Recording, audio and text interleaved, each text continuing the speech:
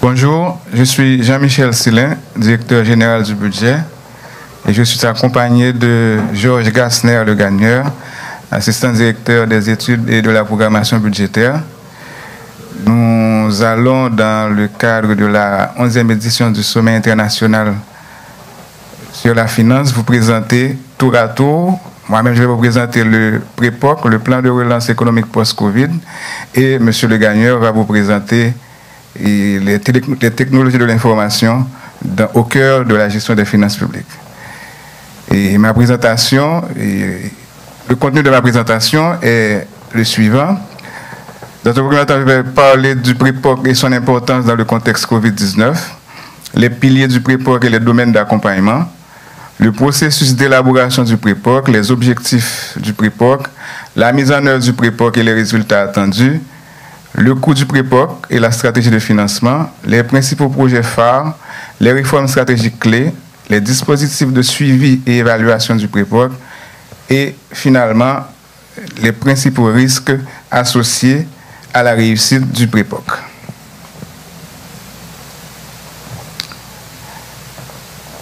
Le PREPOC et son importance dans le contexte Covid-19. Le PREPOC est un document opérationnel de pilotage des actions et interventions du gouvernement à moyen terme. Le PREPOC, c'est un cadre opérationnel des actions stratégiques et urgentes à mettre en œuvre, assorti d'un dispositif de suivi pour remettre rapidement l'économie sur le chantier de la croissance, redresser les finances publiques et apporter des réponses structurées aux besoins sociaux. C'est également un document de référence unique pour la programmation et le suivi des politiques publiques. Le PREPOC devra être utilisé à chaque élaboration de budget comme document de référence. Comme il est prévu dans la loi, ce document devra servir comme base pour les prévisions budgétaires. Le PREPOC également s'inscrit dans une démarche de transition parce que l'État haïtien dispose d'un document, d'un plan stratégique de développement d'Haïti, le PSDH, qui est en cours d'être révisé, mais en attendant la révision de ce document, le PREPOC va servir de document de référence dans un premier temps. Donc, pour comprendre le PREPOC dans le cycle budgétaire normal, pas seulement en Haïti, on a décomposé le cycle budgétaire en 4 grandes étapes. La première étape, c'est la planification stratégique, qui fait des diagnostics et qui présente des orientations stratégiques sur plusieurs années. Sur certains pays le font sur 20 ans, d'autres sur 25, d'autres sur 30 ans. Maintenant, cette planification stratégique est découpée en des cadres pluriannuels. Et certains pays le font sur 5 ans, nous autres, en général, nous travaillons sur des cadres pluriannuels de 3 ans.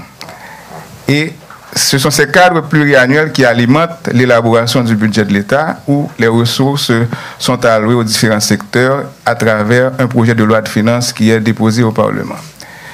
Et ensuite, le budget étant élaboré, adopté, il va être exécuté et à l'issue de son exécution, on a ce qu'on appelle la reddition des comptes où les organes de contrôle a posteriori vont vérifier l'exécution du budget par rapport aux prévisions. Donc, le PREPOC, c'est un cadre pluriannuel qu'on appelle généralement, qui va alimenter un cadre budgétaire à moyen terme et des cadres de dépenses à moyen terme et des plans triennaux d'investissement.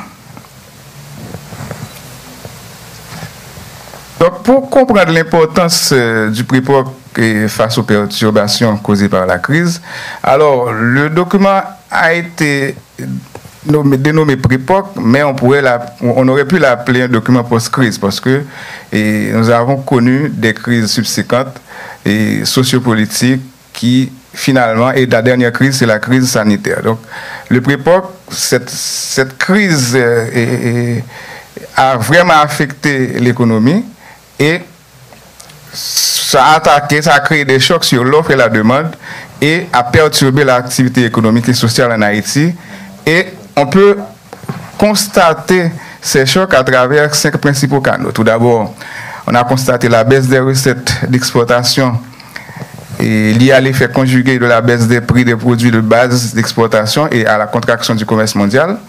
Le ralentissement de l'investissement direct étranger, l'arrêt brutal des revenus issus des voyages du tourisme, la contraction des revenus financiers et la forte perturbation des systèmes de santé et d'éducation. Donc cette poursuite de la dégradation du cadre macroéconomique aurait des conséquences beaucoup plus graves sur la précarité de la population, sachant qu'on a plus de 6 millions de personnes qui vivraient en dessous du seuil de pauvreté, si on élabore pas un document qui permet vraiment non seulement d'apporter des réponses immédiates à la crise, mais également de redresser l'économie et faire renaître l'espérance de la population dans un contexte de stabiliser le cadrage macroéconomique pour rompre avec le recul, parce que nous avons connu 2 années consécutives d'un taux de croissance négatif. Donc le PREPOC vise de redresser l'économie pour qu'on puisse rompre avec cette chute du PIB et en même temps créer des conditions pour la relance de la croissance économique et soutenir le bien-être des populations à travers la création d'emplois décents. Le PREPOC cherche également à traiter non seulement les séquelles des chocs, mais aussi accélérer les réformes fondamentales et favoriser la mise en œuvre d'un modèle économique de développement répondant au mieux aux conditions du pays et aux aspirations de la population. L'objectif final du PREPOC, c'est d'orienter les ressources pour cibler des impacts et améliorations rapides et durables dans la vie des citoyens. Donc, les réponses que le PREPOC compte apporter à la crise, c'est tout d'abord freiner la détérioration du cadrage macroéconomique, engager des acteurs sociaux et économiques dans une dynamique de transformation et de redressement à travers les politiques publiques et des réformes qui s'inscrivent dans la durée, susciter une prise de conscience et un engagement durable de la société sur nos problèmes économiques et sociaux structurels qui persistent en s'aggravant avec nos changements politiques interminants. Les réponses, le PREPOC également vise à engager une démarche qui doit contribuer à libérer notre économie des contraintes et aléas politiques. Cette démarche également devra permettre de renforcer la cohérence globale des politiques en particulier l'articulation entre les politiques monétaires et budgétaires. Et cette démarche que le PREPOC engage doit garantir plus d'efficacité dans la gestion des ressources de l'État et accroître l'impact des dépenses publiques sur la collectivité. Le PREPOC a été élaboré autour de 6 piliers avec 3 domaines transversaux. Les 6 piliers, tout d'abord, c'est la diversification de l'économie et accélération de la croissance axée sur l'agriculture, l'industrie, le tourisme, l'immobilier et le numérique. Le développement des services d'infrastructure de base énergétique, ça c'est le second pilier. Le 3e pilier, c'est le renforcement de la sécurité et de l'état de droit. Le 4e pilier, c'est le soutien aux petites et moyennes entreprises et à la création d'emplois. Le 5e pilier, qui constitue le thème de cette édition du sommet, c'est le développement du capital humain et l'inclusion sociale. Et enfin, le 6e pilier, c'est le renforcement de la résilience au choc naturel. Donc, ces piliers sont accompagnés de 3 domaines, comme je l'ai dit tantôt, qui sont transversaux, sans lesquels eh bien, la mise en œuvre de ces piliers ne pourrait pas se faire. Le premier domaine d'accompagnement, c'est le renforcement de la gouvernance administrative. Le deuxième, c'est le renforcement de la gouvernance économique et financière et de la stabilité macroéconomique. Et le 3e domaine d'accompagnement, c'est l'amélioration du cadre des affaires et de la compétitivité de l'économie.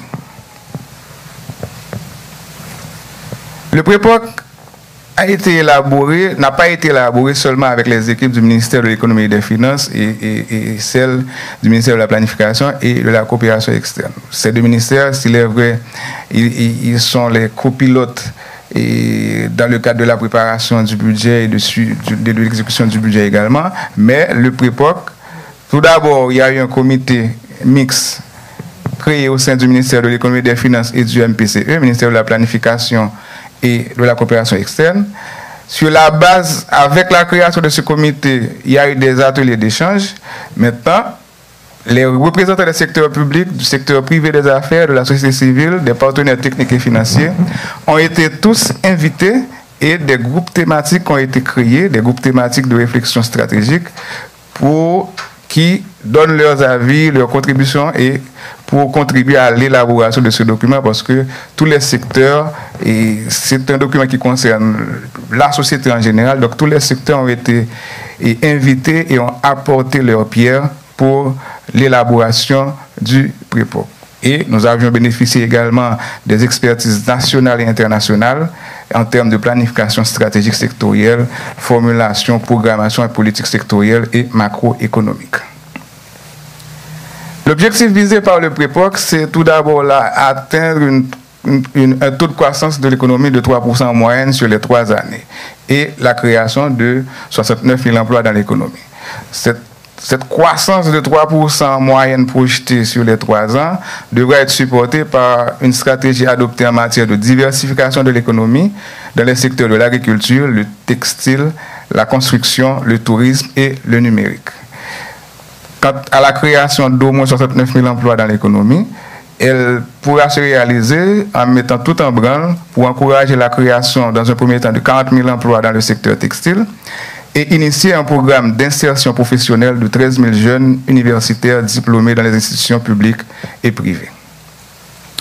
Et ce tableau présente la répartition sur les 3 années des taux de croissance. On a parlé d'un taux de croissance en moyenne de 3%. Donc, dans un premier temps, on avait prévu 2,4% pour le premier exercice fiscal, l'exercice en cours, 3% pour le prochain, 2021-2022, et 3,5% pour 2022-2023.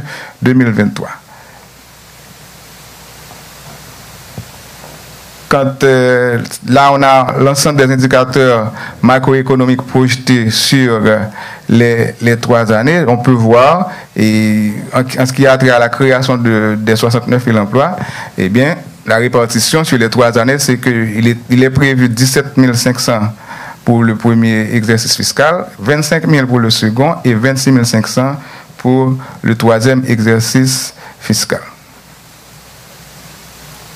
Et comme le PREPOC vise également à attaquer la pauvreté, il est prévu que la pauvreté passe de 59% selon les estimations 2019-2020 à 55% d'ici 2022-2023. Et le taux de chômage devrait passer de 30% à 29,1%.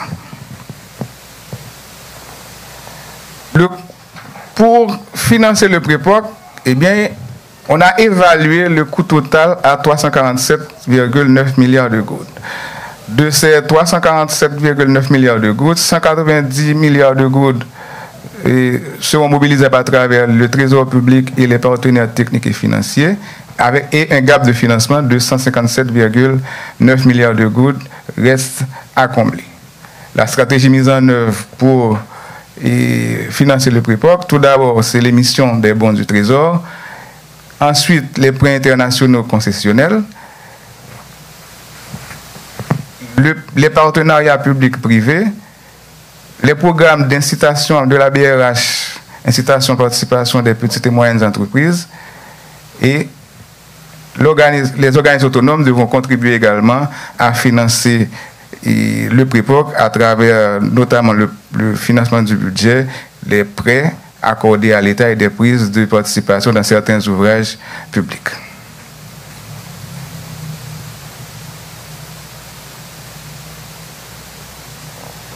Donc, ce tableau-là présente en détail la répartition de ces coûts, non seulement par pilier, par domaine, mais également par exercice fiscal. Là, on a les principaux projets phares par pilier. Je peux en citer quelques-uns. Pour le pilier de diversification de l'économie et transformation structurelle, donc on a le programme de logement abordable, les projets de promotion d'investissement dans le secteur textile, les programmes d'accélération numérique et les programmes d'innovation technologique en agriculture et agroforesterie, pour ne citer que ces projets-là. Dans le cadre du développement des infrastructures, il y a des projets de réhabilitation des tronçons de route, il y a des projets d'énergie renouvelable pour tous, des projets régionaux de résilience et de sécurité, des programmes de transport et collectivités départementales. Pour le pilier 3 qui concerne le soutien aux micro, petites et moyennes entreprises et à la création d'emplois, on a un projet de soutien aux PME, la mise en place d'un fonds de garantie pour les petites et moyennes entreprises et les entreprises agricoles exportatrices, les programmes d'insertion professionnelle des jeunes et les programmes de génération d'emplois dans le secteur privé à travers notamment les micro, petites et moyennes entreprises. Donc, là, nous allons parler des réformes stratégiques parce que nous avions dit dans un premier temps que pour la réussite du PREPOC, il faut des réformes clés dans l'administration publique pour que les résultats fixés puissent être atteints. Donc, nous sommes déjà dans un processus d'implémentation du budget programme. Le budget programme, c'est un système budgétaire qui associe les choix budgétaires aux politiques publiques. Donc, le PREPOC, comme il est un document révélateur des politiques publiques, l'implémentation du budget programme va faciliter en quelque sorte la mise en œuvre du PREPOC, puisqu'il va permettre d'associer à chaque allocation de ressources des objectifs assortis d'indicateurs. La réforme des marchés publics, c'est une réforme importante dans le cadre de la mise en œuvre du PREPOC. Le renforcement des structures d'exécution des dépenses publiques également est un élément clé. Nous avons plusieurs initiatives qui sont prises à cet effet, dont le déploiement des contrôleurs financiers et des comptables publics dans les régions. Et la quatrième réforme clé qu'on vise, c'est la poursuite des réformes dans le secteur énergétique, notamment dans l'électricité d'État d'Haïti. On a, selon les expériences qu'on a faites, on a eu des documents qui n'ont pas pu aboutir parce qu'ils n'étaient pas accompagnés d'un système de suivi et évaluation. Donc, à travers le PREPOC, nous avons également mis sur pied un dispositif de suivi et évaluation qui permet aux différents acteurs de disposer, à des moments précis, des informations fiables sur chaque niveau d'objectif afin de procéder au réajustement nécessaire.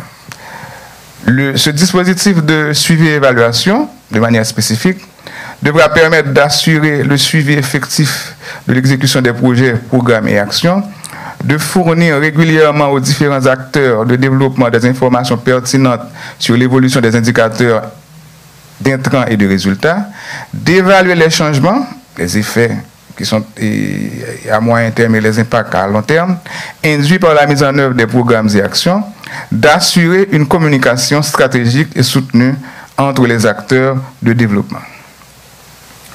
Tous les acteurs sont concernés par ce dispositif de suivi et d'évaluation. Le gouvernement, dans un premier temps, c'est lui qui doit coordonner globalement la mise en œuvre et le suivi et l'évaluation, mobiliser les partenaires et les ressources nécessaires, et c'est le gouvernement qui doit mettre à la disposition les ressources à travers le budget de l'État dans le respect des priorités définies librement.